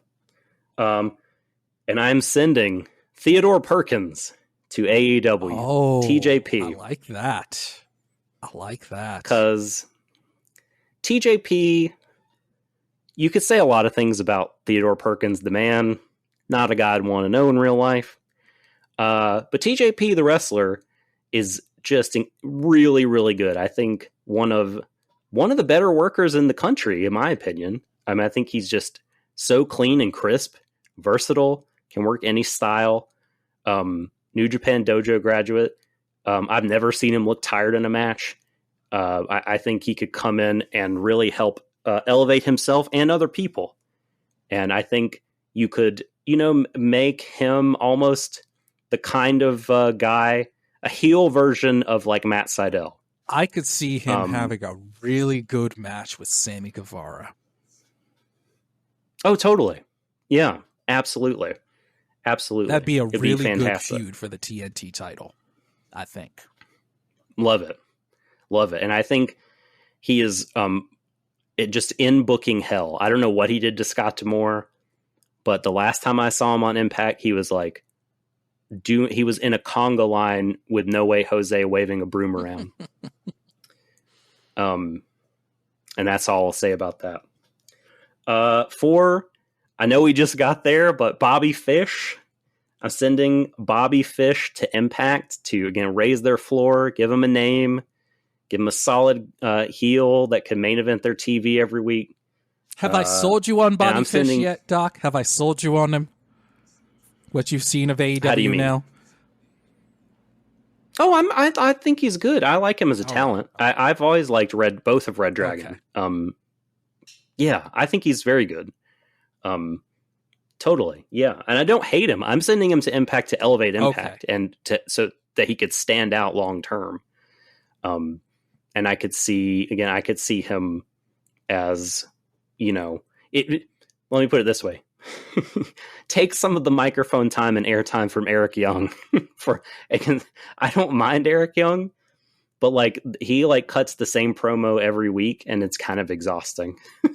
So give another heel some room to breathe. And I would send Jake Something to AEW. Okay. Another Michigan native. I appreciate that. Okay. Yeah. I love Jake Something. I think he's awesome.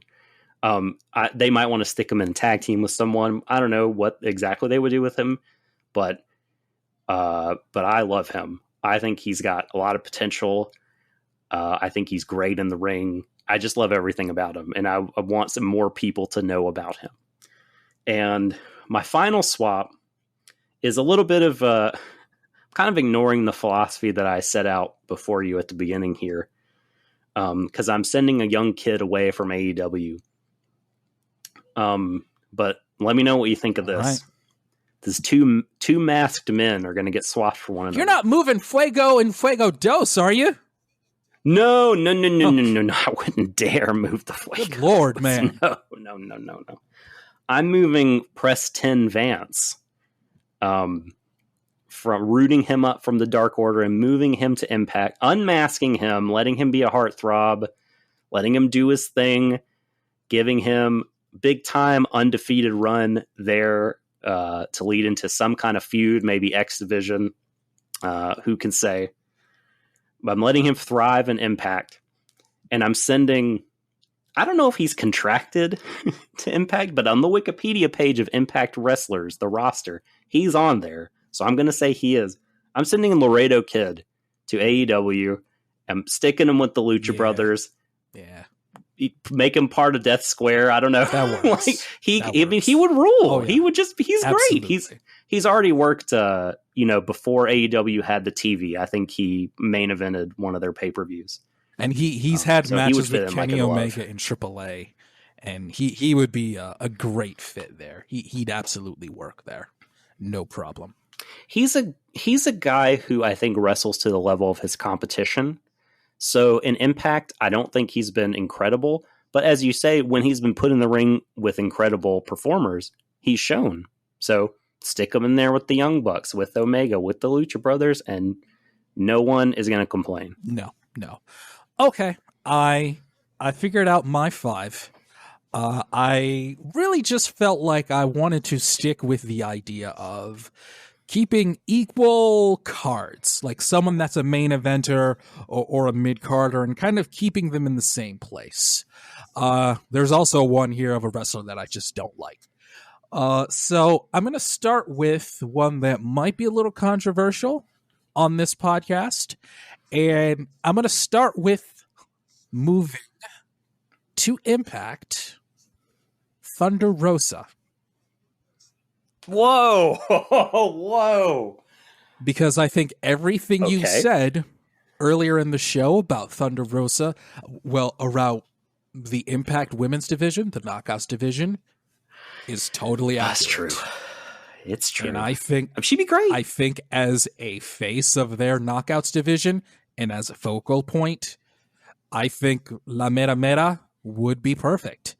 And given that Britt Baker seems to be on a Roman Reigns run with the AEW Women's World title, and the TBS title seems to be all but made for Jade Cargill, it feels like Thunder Rosa, and to a lesser extent Hikaru Shida, is a little bit left out in the cold. So I'm going to move Thunder Rosa to Impact and make her the Impact Wrestling Women's World Champion. She could even hop back to and she could even hop back to NWA again. And I think she'd be great as Knockouts champion.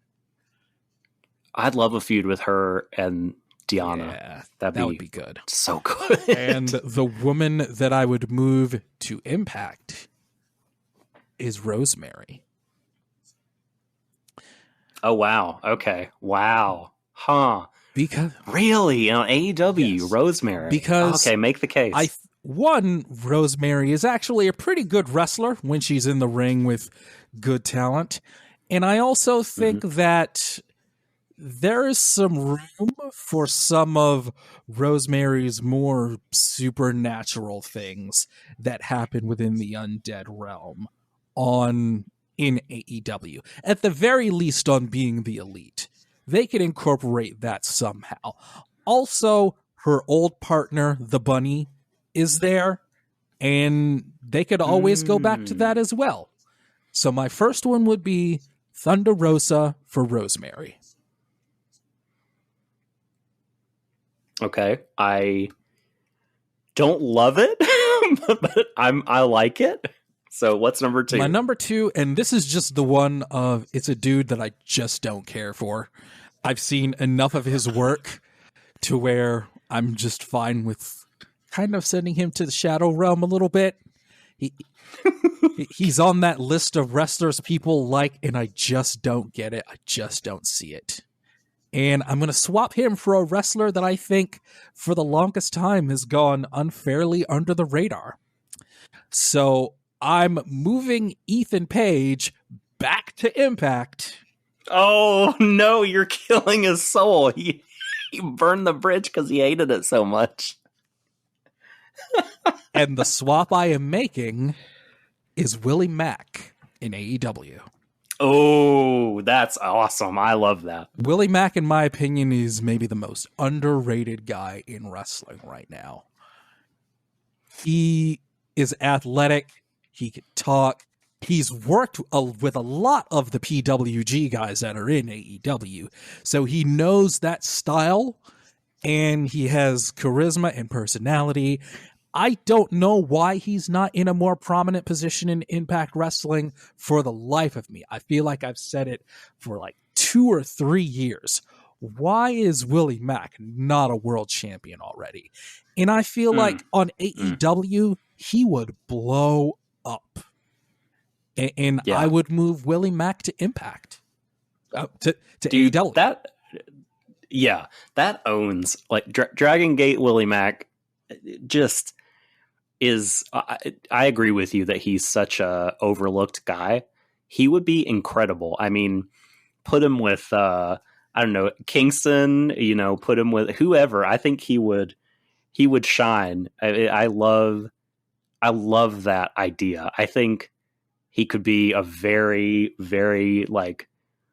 I mean, I could just see him as TNT champion right away. I could see him as the top guy. I mean, I think he's awesome. And so, who did you have going to Impact? Ethan Page For Willie Ethan Mack? Page. Ethan Page, right? I'm with you. I don't see it with Ethan Page either. I wouldn't mind if he left. I tweeted from our account because when he came out to wrestle Sammy, it said he had wrestled 24 matches for AEW this year. It's like, really? Who remembers any of these matches? Like, honestly, the Darby stuff was good. But beyond that, I don't know. That's already run its course. I agree with you. I don't really see a long-term future for him there. Yeah. So we agreed on Scorpio Sky moving to Impact. Yeah. But for me, this is kind of a 1-1. As you said, move Scorpio Sky to Impact. Let him be the world champion. And my swap would you reunite the men of the year? No. Since you're moving Ethan Page? No. Would you move Dan Lambert to Impact? Good Lord, no. Dan Lambert's going to the Shadow Realm. But the guy that I would switch for Scorpio Sky is a former Impact World Champion. And that's Rich Swann. Oh. I feel like, as far as Impact and Rich Swann goes, I kind of feel like there's really not much left for him there. I feel like he's kind of due to move up. He had a run with the world title. Maybe the feud with Moose will happen again. But I feel like he was a great X Division champion. He was a great world champion. I just kind of feel like there's nothing left for him to do in Impact, and he's ready for the next level. And he has worked with those guys before in Pro Wrestling Guerrilla.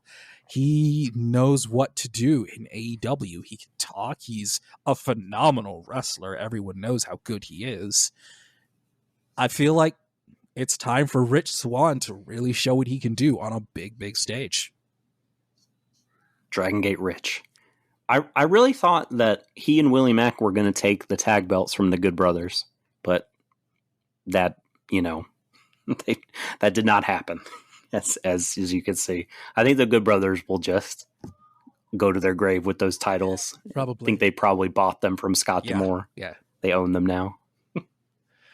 My next choice is a little offbeat, but this is still kind of the same part of the card swapping with one another.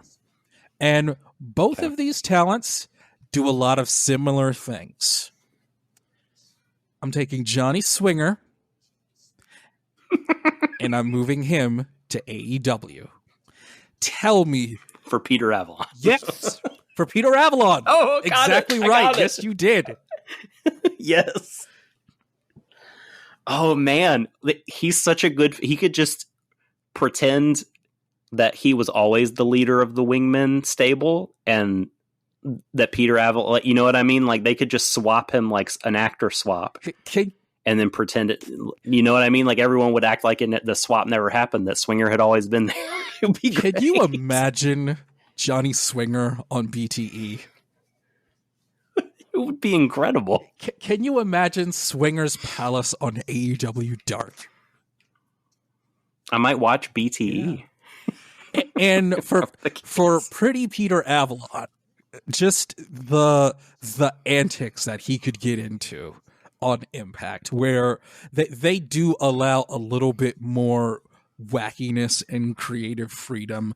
AEW is a bit less as goofy and weird than Impact can get at times.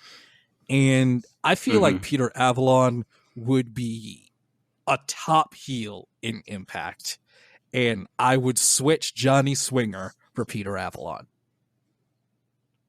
I feel like they brought Avalon in, like, before. Did they sign him like before TV had even started? Yeah. Like right after the press conference. Yeah. And it was like, the EVPs I feel like had more sway and everything like that. But now that, TK has a firm grip of the pencil. Doesn't feel like there's much room for people like Peter Avalon. So yeah, I that could work. I'm into it. And just the thought of Johnny Swinger interacting with somebody like Abaddon would rule. It will be so good. The swing man, daddy. I mean, just do, he had to reference Giant Baba every week. I mean, like, just give him like an interview segment every week, like they do on Impact. It'd be great. It would just be ridiculous and silly and wonderful. For my number 5, it won't be silly, but I'm swapping a heavyweight for a heavyweight. And I am taking Miro, moving him to Impact. I considered this. And my trade will be for Moose. Oh, and I would that's good. And I would pretty much put them both in the same position. I would make Miro sort of a dominant heavyweight champion, and I would put Moose as the TNT champion, sort of in the same spot. I feel like this would be a pretty solid 1-for-1 exchange. They're both really athletic, really strong heavyweights, both really good talkers. I feel like a 1-for-1 swap of Miro and Moose would work pretty much all across the board. So in your Impact world, you'd have Scorpio Sky chase Miro and have the blow off main event like a Slammiversary where Scorpio finally wins over Miro. That'd be great. Yeah. And that would own Thunder Rosa versus Deonna Purrazzo. Yes. Book it. Do the deals. And right now, Peter Avalon trying to get a date with Tennille Dashwood or something.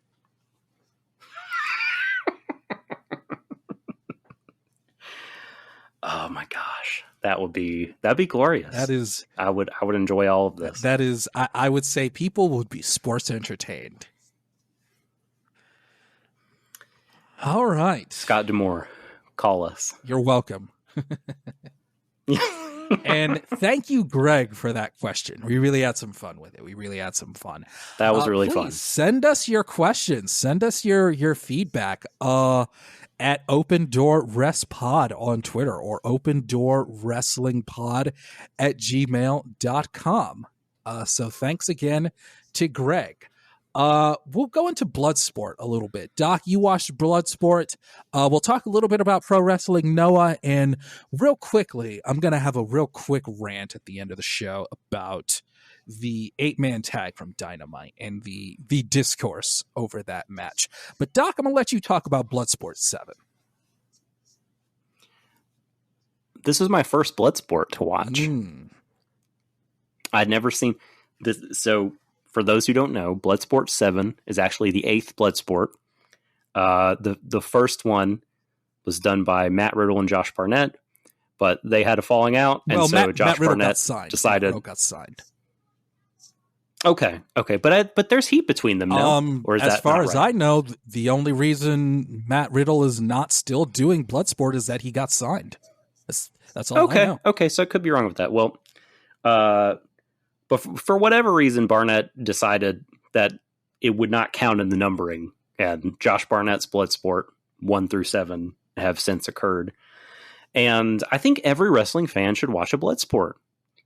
Just like I think every wrestling fan should watch a Lucha Underground and a DDT to kind of broaden their sense of what pro wrestling could be, and to like contrast it with the kind of mainstream offerings that they usually watch. Because Bloodsport is for again, if you don't know, if you've never seen it, it's like it's a lot like Rings or UWFI in some ways, where they try to work a more quote unquote legit style, like a more mixed martial arts, strike heavy, submissions mean death kind of style. There's no ropes, so they're just on the platform of the ring.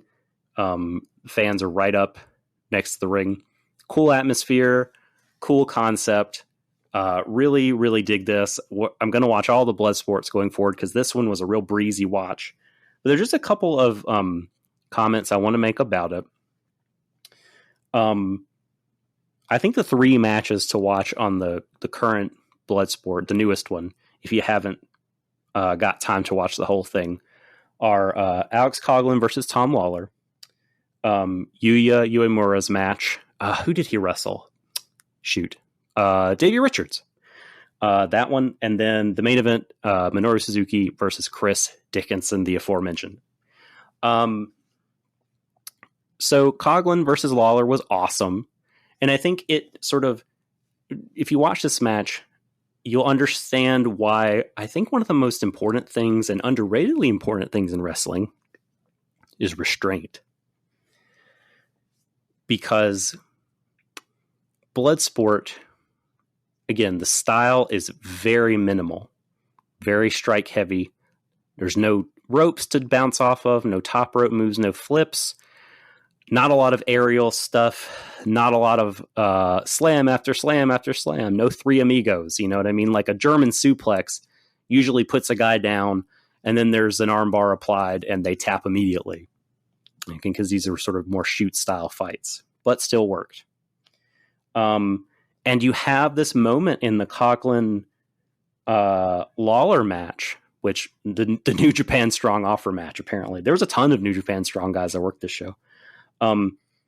Lawler the filthy one has an armbar on Coughlin, what is it called? Not a Manji-Gatame, a Juji-Katami.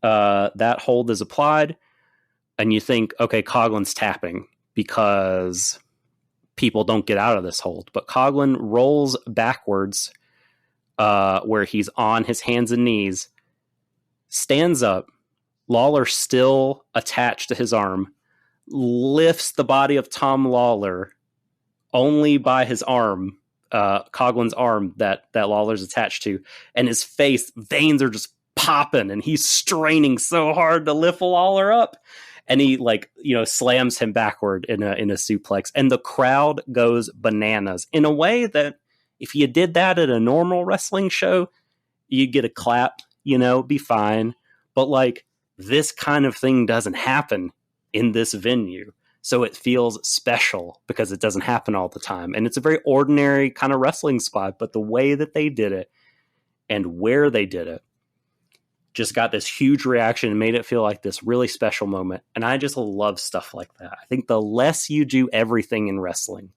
the more special everything feels when it's done, the few times that it's done. Also during this match, Tom Lawler dressed up like Alex Coughlin, and it was hilarious. He grew a mustache like Alex Coughlin, wore the Coughlin tights, did his little poses. It's great. Really funny. Which Yuya Uemura had a great... Even in Bloodsport, you can have a little bit of a Halloween dress up. It's okay. Yes, it's okay. You can. It works for the filthy one, I'll tell you. Someone needs to sign that boy. He's out of his MLW contract now. Uemura versus Davey Richards was also really fun. Uemura was over nobody's business. They loved him. Some people have written about this match and said, oh, the crowd did not like Davey Richards. And that sort of could be part of it. But it wasn't just boo Davey. It was yay Yuya. They were in love with this boy. Kid. And he looked great. I don't think he totally understood the style either, because my man was throwing drop kicks and jumped out of the ring at Davey, which was incredible. The only time that an aerial move was used the entire show is he flew out of the ring onto the floor at Davey Richards. But he looked great. I'm telling you, man, he's the one. Proving you right. He's the one. Yeah. And it's cool that he's getting booked everywhere. That's when these kids go on excursion, it's no guarantee that, I think I've heard that Evil didn't really get booked anywhere. He did a little bit in Texas and was in Ring of Honor for a little bit, but I'll tell you, the only guys that I remember getting booked as much as Uemura were Naito and Nakamura. Yeah. And I mean, I have said ad nauseum, I truly think Yuya Uemura is the one. And everything so far is just furthering my belief in it. Well, it's going to be a snowball. He's only going to be helped by the fact that so much wrestling is on tape, as opposed to, years ago when these other guys, and it was less accessible immediately. Whereas like you go watch Bloodsport on Fight right away and see Yuya, beloved. Oh man, these people love Yuya. How do we get him in Chicago? How do we get him in Texas? How do we get him in Seattle? You know what I mean? I think he's going to be booked in a lot of places. And he's on New Japan Strong every week. The main event was incredible for Bloodsport. Minoru Suzuki versus Chris Dickinson. Dickinson must have been having the time of his life. God, he really was. It was such an aura match. Do you know what song he came out to? I do not. Did he come out to Kaze Ninare? Oh, no. So Suzuki did. Definitely. I was thinking, but what about, do you know? Oh, no. that would have been great. No. Are you familiar with Victory by Puff Daddy? Oh, yeah. Like that super epic, Led Zeppelin, sun don't shine Led forever. Zeppelin sample? I don't know. I think... No. Oh, okay. Not. This one is more like trumpets. I know what song you're talking about. The one with the opera singer. Yeah, this is... singer. Yeah, hug me, baby. I'm gonna make you love me, baby. Yeah. This one. And Dickinson comes out to that, and it just feels so freaking like such a moment. And he's just like, his eyes are like balloons, just dinner plate, just wide-eyed and like taking in everything. And and he waits for the beat to drop to come out, and people are going crazy. And like, Suzuki gets a lot of love, but Dirty Daddy got some love from the crowd. And he man, both of those guys, like, it just felt so special. And the match was really fun. It was really good. It wasn't like the match of the night, but like you were sports entertained by everything that went on during that match. And it was the perfect main event. Really good way for Suzuki to wrap up his American tour. I think he's doing some Impact stuff, or maybe that's already been taped. But I've heard his tour is winding down. He has gone back to Japan. The Impact stuff was taped. Okay. So it is official. The Minoru Suzuki fall residency has concluded. America has been done by Suzuki. It was great. It should be an annual tradition. But this was a perfect style for him, Bloodsport. It worked great. One more thing to wrap up on Bloodsport going into 2022 real quickly. Bryan Danielson's going to do a Bloodsport show, right? Oh my God, he has to. That's going to be so good. That's gonna. All right, let's wrap up quickly with these last two stories. Pro Wrestling Noah. Okay. The brand new GHC national champion, the ageless wonder, Masaki Mochizuki. God, yes, this is so good. Yes. This is a great match. He won it from Takashi Sugera, the Killing Machine, who was in the middle of his second reign. I believe this was his third defense, I want to say. Or maybe this fourth. But either way, not a super long reign for Sugera here. But I was surprised that Mochi won it. And the match itself. So have you seen the match? I have not. Okay. So the match, to me, one of the things I loved about it was I think it illustrated the story of it felt like uniquely like a soccer match to me, and not just because there was a lot of kicking. It was because of, in soccer, unlike a lot of the major American sports, how do I say this? There's a concept of desert, like who deserves to win versus who actually wins. And they're not always the same. Whereas in basketball, American football, baseball, playing well is scoring, and scoring is winning. Usually the team, 99 times out of 100, if you play better, you score more and you win. That's just how it goes.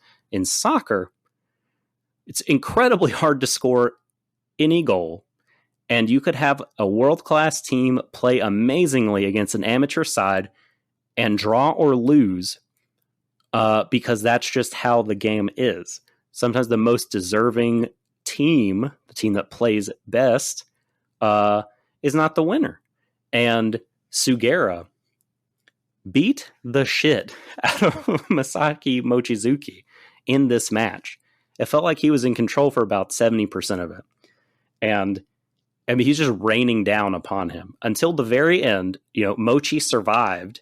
I mean, and it was to his credit that he survived all that punishment, got some kicks in, took advantage of those kicks, got the quick pin, and won. And it was great. I love a story like that. Just sneaking one in on someone who maybe they were better than you that day, but an opportunity presented itself and you took it. I love that. Love that story for the match. I love that Mochizuki, like if you watch after the match, like he takes this title very seriously. He's hugging it. He's got tears in his eyes. He's screaming, pumping his fist, collapsing to the mat with it. Like it seems like it really means something to him. And that's what you do when you win a title. That's what you're supposed to do. Yes. When you win the championship in any sport, it's supposed to be important. It's supposed to feel like you accomplished something big. I know. And but it's not always done that way, or it's overdone. You know what I mean? Sometimes you could just play it up too much. But I thought this was just right. And then my man came out during the celebration. Kano laid down the gauntlet. Yes, he's going to be the first challenger to Mochi here. And he was like, hey, that match was really good, but you're super old. You guys are both really old, and my generation is like being unfairly passed over, and I'm going to show you that we are better and superior. And it was really fun, a great exchange between those two. This won't be the first time they've wrestled, but it should be really good. I'm super excited about. They're going to kick each other to death, and it'll be great. And moving on quickly, Katsuhiko Nakajima, the new GHC heavyweight champion, had a quick little 10-minute interview piece with the famed David LaGreca of Busted Open Radio. And I felt like this just had to be noted because here is the GHC heavyweight champion getting FaceTime in America. We haven't seen that in a long, long time. Not since Kenta and Marufuji were the top stars in Noah years ago. And Nakajima is, for all intents and purposes, a Noah old head. For all intents and purposes, Nakajima is sort of part of the second or third generation of Noah. And he is great. And he does speak English. He tweets in English. And he knows that Noah has an international audience. So it's really cool of him to promote his championship defense against Masato Tanaka. And, you know, it's cool to see Noah getting a little FaceTime, especially right now with New Japan being a kind of a tailspin. It's a good opportunity for them. I can't wait to watch that match when we finish this. I haven't seen the match yet. I'm sure it's great. I'll watch that. I love Tanaka as well. He's double tough. Also, he's never lost to Nakajima. Oh, okay, there you go. All right, wrapping up really quickly, Doc, and we'll get out of here. AEW Dynamite had a Halloween special along with the trick or treat match between Britt Baker and Abaddon. Dynamite had the 8-man tag team main event between the Dark Order and the Elite. And both teams were celebrating Halloween and they dressed up in costumes. I absolutely loved every second of this match. I thought it was a glorious pro wrestling spectacle with Halloween costumes, callbacks to storylines, some great athletic action, John Silver getting a big win on a pin, the Elite being obnoxious, Kenny Omega not trusting Adam Cole completely, Excalibur with the wrestling call of his life, a massive pop from the crowd for Adam Page, Brandon Cutler, and everything. This just everything about this, in my opinion, was just wonderful pro wrestling. Of course, some people didn't enjoy it. And Doc, I'll ask you quickly, how did you feel about this main event? I mean, I was fine with it. Did I love it as much as you did? I did not. But I did laugh. I was, I was really mainly laughing at like picturing the look on JR's face, Yeah. like, and when things were happening. I think I tweeted out like when Cutler ran to the ring dressed as a horse for the run-in, I was like, part of JR's soul just died. He was especially pissed off when the Elite used their proton packs because they were dressed as the Ghostbusters. He hated it. He absolutely hated it. And both Tony Schiavone and Excalibur are just like, well, they're using their proton packs because they're dressed as the Ghostbusters, because of course they are. And JR was just like, oh my God, what the hell are we doing? What are we doing here? This is not pay windows. But I think that we have, we're in year 3 now of AEW, right? And they have established some of their patterns. They are going to do a stadium stampede every year where they're going to do a big cinematic hoo-ha. And they're just going to do it. And it's going to be a big 8-man thing with a lot of silly stuff in it. Going to have Adam Page riding in on a horse or whatever. And they're going to do a Halloween thing where people dress up as Street Fighter characters or the Ghostbusters or whatever, Undertale characters. They're just going to do it. And you can learn to live with it, or you can die mad, basically. I mean, this is just one of the things they're going to do. And it's in their blood. Because the Bucks and Omega, this is just part of who they are. And I think it's fine. I mean, it's the Dark Order. It's not like... it's not like John Moxley and Eddie Kingston. With, yes, exactly. Or the Pinnacle or something. And I think it's fine. Would I have, if you ask me, would I prefer a straight match between these 8 guys? I would. And I think you could do everything that you did in a straight match that you did with that. But I didn't hate it. I don't know how anyone could hate it. This is just, who they are. And next week it's just gonna go back to normal. This is just a theme thing that they do, and it's like, whatever. It's fun. Kids like it. My kids loved it. They thought it was great. And anything that gets, young kids in on pro wrestling, I mean, I think wrestling companies should take it seriously so that they don't die when their older fans do. Right. And even us older fans, we can learn to lighten up a little bit when it comes to pro wrestling. It doesn't always have to be a deathly serious sport. And they treated this match with the utmost sincerity. Everybody in this match was trying to win. They were. And that's what you do. You're trying to win. Even if it is Halloween in your costumes, you try and win. So I loved it. I was sports entertained. And we hope you enjoyed this episode. We hope you loved it.